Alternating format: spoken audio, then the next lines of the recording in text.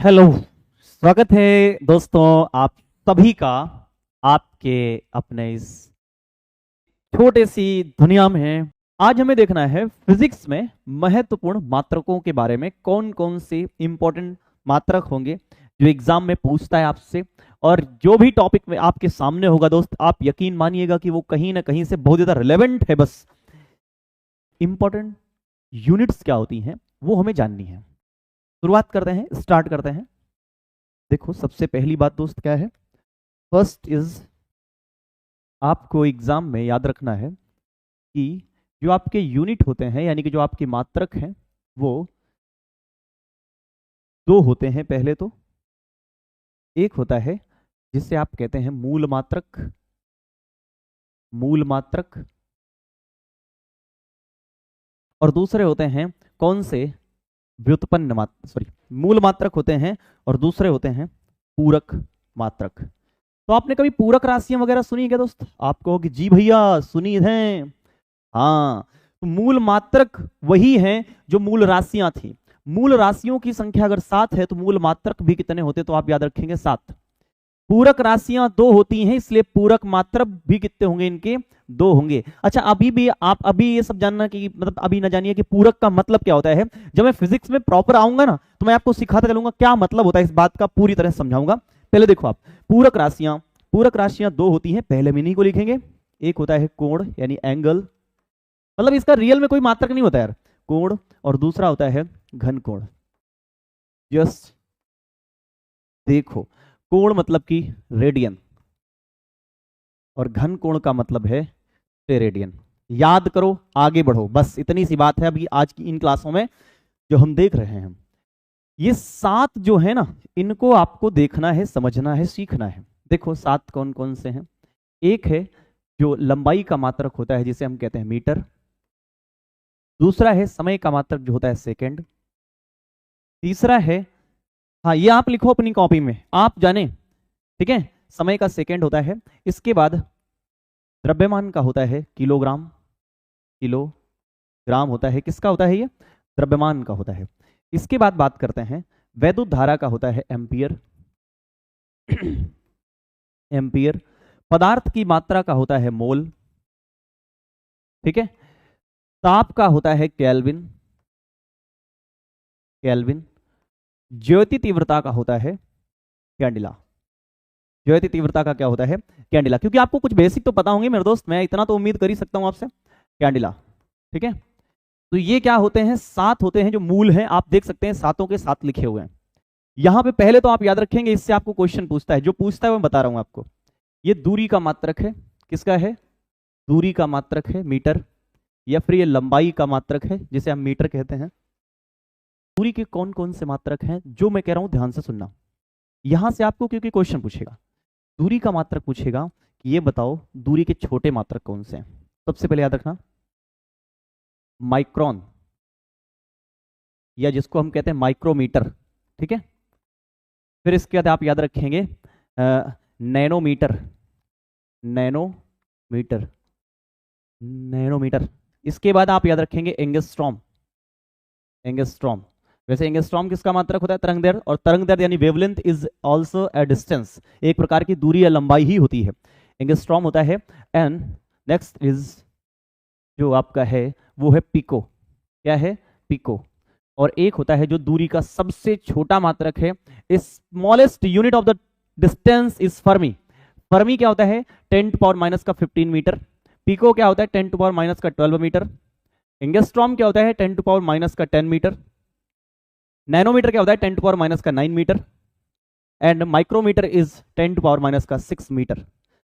Then हमें इधर देखना है कि कौन से हैं जो दूरी के बहुत हैवी मात्रक हैं, बड़े बड़े मात्रक हैं। देखो इधर ध्यान से, सबसे पहले आप याद कर लेना कि दूरी का जो सबसे बड़ा मात्रक, सबसे बड़ा नहीं, पहले देखते हैं छोटे छोटे मात्रक।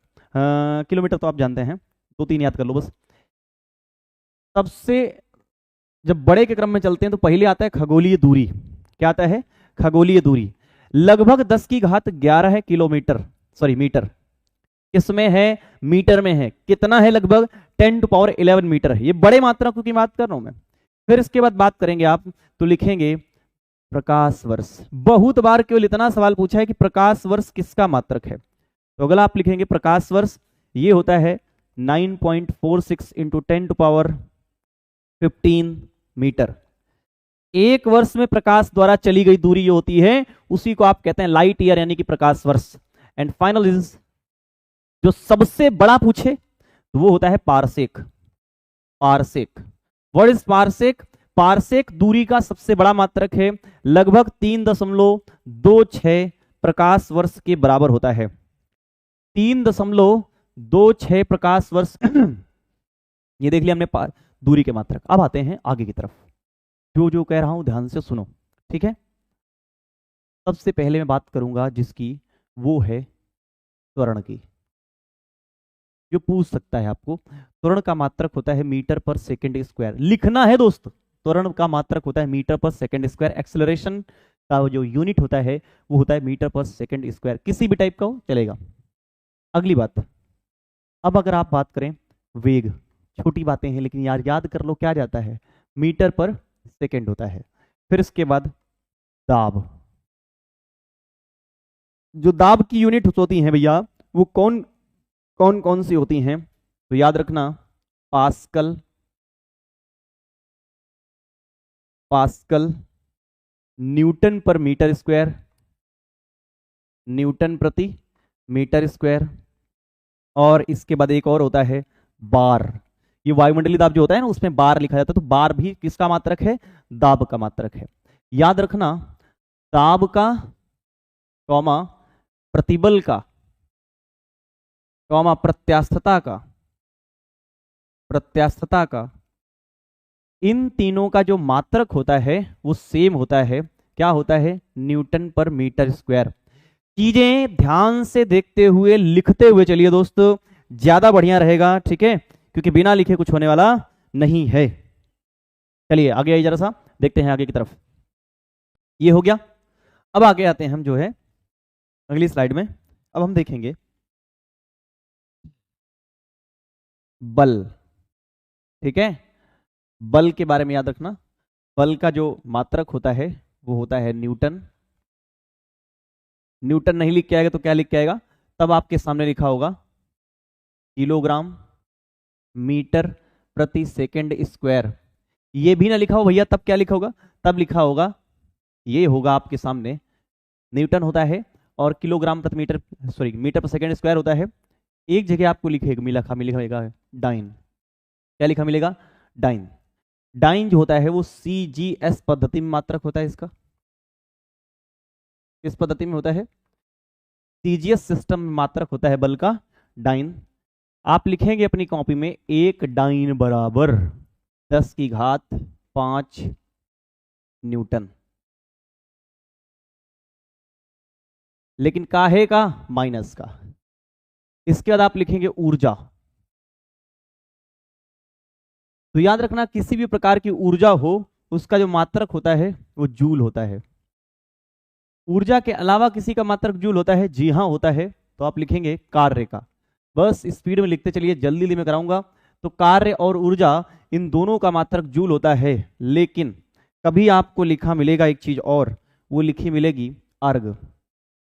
अर्ग, अर्ग है CGS पद्धति में, और एक अर्ग बराबर होता है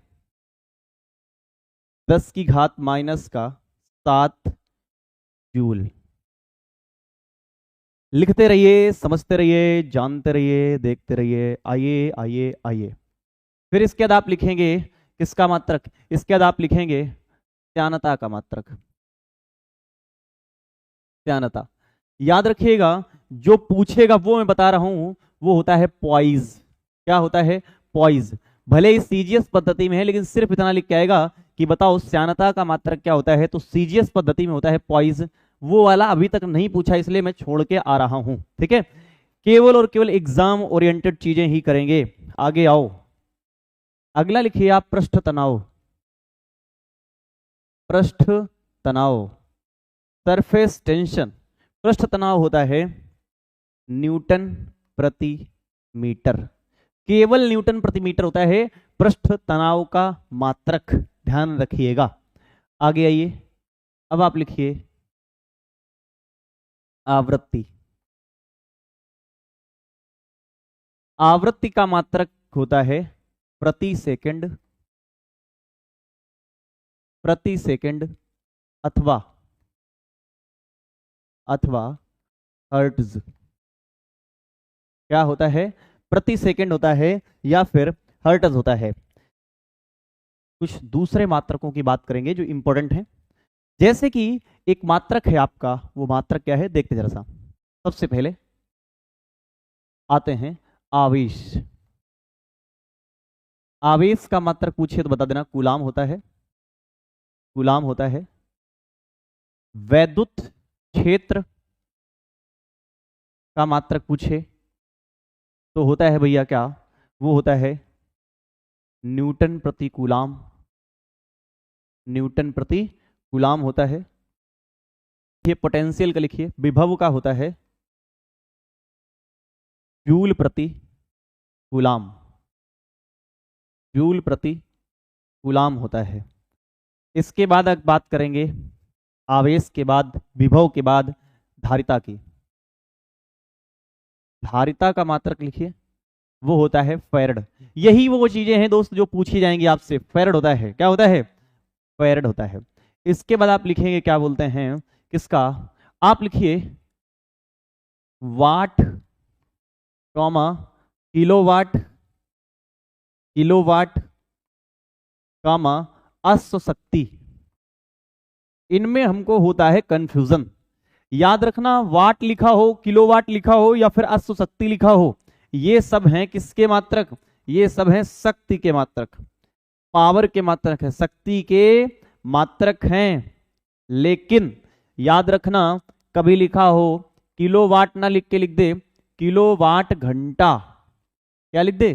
किलोवाट घंटा अगर लिखा हुआ है तो ये है फिर जो है किसका? ऊर्जा का मात्रक है, वैद्युत ऊर्जा का मात्रक है। ये किसका है? वैद्युत ऊर्जा का मात्रक है। ये बात भी आप जो है याद रखें। किसका मात्रक है ये है आपकी वैद्युत ऊर्जा का मात्रक। डन। आइए आगे चलते हैं, आगे समझते हैं। लिखते रहिए, देखते रहिए, सारी चीजें एकदम बिल्कुल एज इट इज आपके सामने आ जाएंगी। अब आगे चलते हैं, जरा सा लिखिए आप ध्यान से। अब हम लिखते हैं चुंबकीय क्षेत्र का मात्रक। चुंबकीय क्षेत्र, ये जो चुंबकीय क्षेत्र है इसके बारे में क्या क्या आपको पूछेगा? सबसे पहला जो पूछने वाला है आपको पूछेगा वेबर प्रति मीटर स्क्वायर किसका मात्रक है? तो वेबर प्रति मीटर स्क्वायर चुंबकीय क्षेत्र का मात्रक है। आपको पूछेगा टेस्ला किसका मात्रक है? तो भैया टेस्ला है चुंबकीय क्षेत्र का मात्रक। फिर पूछेगा एक गॉस, क्योंकि गॉस क्या होता है? सीजीएस पद्धति में मात्रक है चुंबकीय क्षेत्र का। एक गॉस में होते हैं 10⁻⁻⁴ टेस्ला, 10⁻⁻⁴ टेस्ला होता है। अभी इस चुंबकीय क्षेत्र का एक मात्रक और होता है, वो होता है न्यूटन प्रति एम्पियर मीटर। एम्पियर मीटर छाप लो अपनी कॉपी में, ये इतने होते हैं चुंबकीय क्षेत्र के मात्रक। एम्पियर, ये अगर लिखा हो न्यूटन प्रति एम्पियर मीटर तो भी किसका मात्रक है? चुंबकीय क्षेत्र का। टेस्ला किसका? चुंबकीय क्षेत्र का। वेबर पर मीटर स्क्वायर किसका? चुंबकीय क्षेत्र का। गॉस किसका? चुंबकीय क्षेत्र का। लेकिन बट क्या, अगर आपको कभी पूछे कि वेबर किसका मात्रक है तो वेबर है चुंबकीय फ्लक्स का। काहे का है? चुंबकीय फ्लक्स का मात्रक है। यह भी बात आपको याद रखनी होगी। किसका है ये? चुंबकीय फ्लक्स का मात्रक है। तो बताओ चुंबकीय फ्लक्स का मात्रक क्या होता है? वेबर होता है। जबकि वेबर पर मीटर स्क्वायर किसका होता है? चुंबकीय क्षेत्र की तीव्रता या चुंबकीय क्षेत्र का मात्रक होता है। आओ आगे लिख लीजिए, बस एक दो बातें और। जैसे कभी आपको पूछे BTU क्या है? BTU, तो भैया ये है एक प्रकार की ऊष्मा या ऊर्जा का मात्रक है, जिसको हम कहते हैं ब्रिटिश थर्मल यूनिट। में भी मुझे लगता है कभी आपको पूछ लेगा, ठीक है। BTU क्या है? British thermal unit. अब नाम से ही क्लियर हो गया है, ऊष्मा या ऊर्जा होती है एक प्रकार की, क्योंकि एग्जाम में एक बार पूछा चुका है, इसलिए हमने लिखा है दोस्त, ठीक है। इधर आओ, ब्रिटिश थर्मल यूनिट। आगे जरा सा, अगला है हमारा BTU के बाद क्या है वो लिख लीजिए आप जो है, हाँ, प्रेरकत्व। प्रेरकत्व प्रेरकत्व का लिख दो हेनरी। प्रेरकत्व का मात्रक क्या होता है? हेनरी होता है। और बस आखिरी लिखो, ये है हमारे किसका? लेंस की क्षमता। लेंस की क्षमता। और जो लेंस की क्षमता होती है उसका जो मात्रक होता है वो है dioptre. What is the unit of power of lens? Is dioptre. Done.